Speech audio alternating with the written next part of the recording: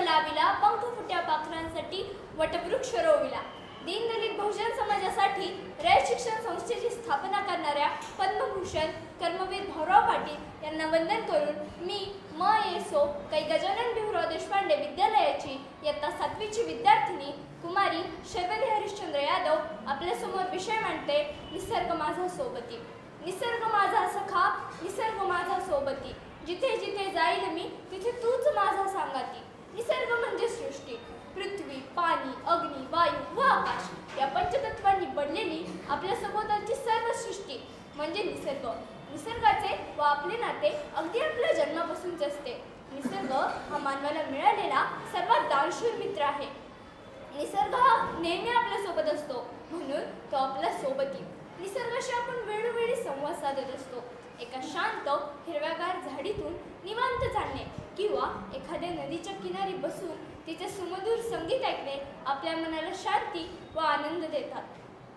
अंगणातल्या तुळशीपासून परसातल्या पालेभाज्यांपर्यंत, शेतातील अन्नधान्यापासून जंगलातल्या वनौषधींपर्यंत, गवताच्या तृणापासून ते वनातील महाकाय वृक्षांपर्यंत या सर्वच वनस्पतींनी आपल्या जीवनाला सदनता व संपन्नता प्राप्त करून दिली आहे. संत तुकाराम महाराज वृक्षवेलीची महती सांगताना म्हणतात, वृक्षवल्ली आम्हा सोयरे वनचरे. वृक्षवल्लीसारखे हे सोयरे मानवाबरोबरच प्रत्येक सजीवाला जगण्यासाठी श्वास देतात. ऊर्जेसाठी इंधन व सुगंधासाठी चंदन, जनावरांना चारा व आभाळातल्या मेघांना गार वारा, तसेच पर्यायाने सृष्टीसाठी जलधारा. ही सारी कृपादृष्टी निसर्गाचीच. वेगवेगळे प्राणी, पक्षी, नद्या, नाले, झरे, पर्वतरांगा, पाऊस अशा शेकडो गोष्टी या निसर्गात आहेत. त्याच्या सानिध्यात राहिल्याने शारीरिक व मानसिक आरोग्य लाभते. त्यामुळे ताण कमी होतो, तसेच आनंदही वाढतो. शेती, औषध निर्मिती, पर्यटन आणि इतर अनेक उद्योगांसाठी निसर्ग हा आधारस्तंभ आहे.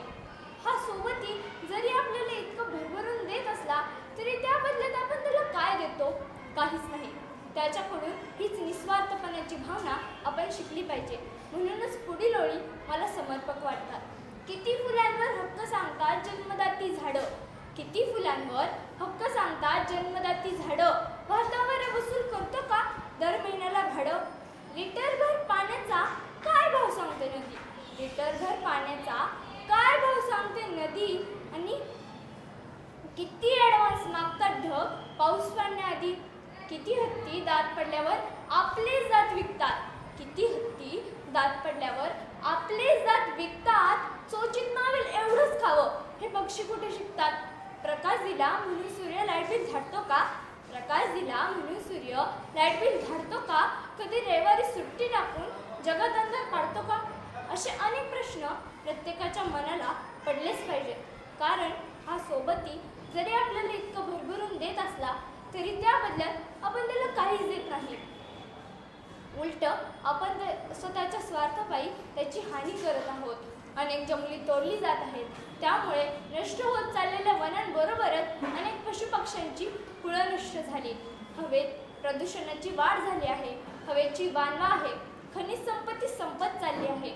या समस्या जर रोखायच्या असतील तर निसर्गाची सोबत्याप्रमाणे काळजी घ्यायलाच हवी.